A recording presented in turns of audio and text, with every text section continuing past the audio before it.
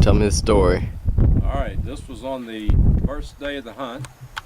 That morning, when I got to the stand, there was a couple of cows and calves coming at about 500 yards away, and I was scrambling in my pack trying to find bullets and stuff to get ready. And they came by about 35, 45 yards, and I didn't shoot any of those, waiting for a big one. And then about an hour later, here come four more, 3 cows and 1 small bull, about as big as the one here on my left, but I didn't want to shoot him because I thought everybody was talking about the big bulls, and so we wanted to get another big bull.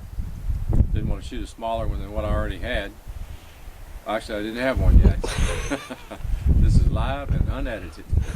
So anyway, about 1:30 I looked up and down over the hill about 500 yards away in the same direction that the cows had been coming. Here come a really big bull, this one here, and another bull about as big as the one to my left. And I knew I'd get a shot. It was almost too perfect. They just come and come and come, and finally at about 35, no, it's further than that, I range finded it. It was 94 yards. Took my first shot. He was trotting pretty fast, and I didn't lead, and it hit him in the rib cage, but not directly behind the shoulder. Probably a liver shot. And it slowed him down, and he stopped for a second and then took off trotting again, and I nailed him the second shot right directly behind the front shoulder, and he stopped and began to kind of sway and walk in circles, and finally he went down. And I walked up, and you'll see footage of that, walk up to the bull scene in another clip. So that's all of that one.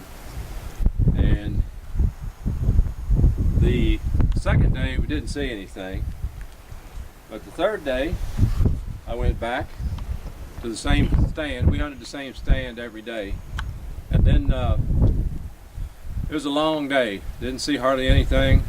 Nathan got one at about 3:30 or so, and he called on the radio and said him and Gil's our guide. Gil was going to pick up Nathan and his bull and load it and come get me. So I moved down to the rock where the big bull here had died, just to wait out the last half an hour or so. Looked up, and here come a herd, about 12, and had some bulls in that herd, a couple of them like this. And I knew I'd get a shot again. Everything's just too easy in terms of where they come through at. And I waited, and finally they got close, and I waited till this bull got clear of the others, and I shot. And I knew I'd hit him. He slowed down, almost stopped, and then he took off trotting real fast. And I was surprised that he took off trotting real fast, and I shot low that time. And then the third shot, I nailed him good.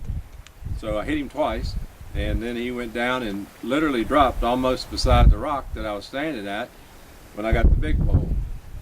So that meant Nathan and I both got our bulls, my second bull, his first bull, on the same day. So we got really lucky. I was the first one to get a bull, and so far on the 5th day to hunt, this is the biggest bull that anybody's taken. I was the first one to tag out to get my 2 bulls, 2 caribou. Nathan was the second one to tag out here at camp. Yeah, he was the third one to tag out, because Mike from West Virginia, he we think shot 2 in the water from a boat, best we can tell. But he was meat hunting, and it's legal, so we didn't get ours that way. Nathan got both his on the stalk, but we'll hear from him shortly. And that's all from American Sportsman, signing off.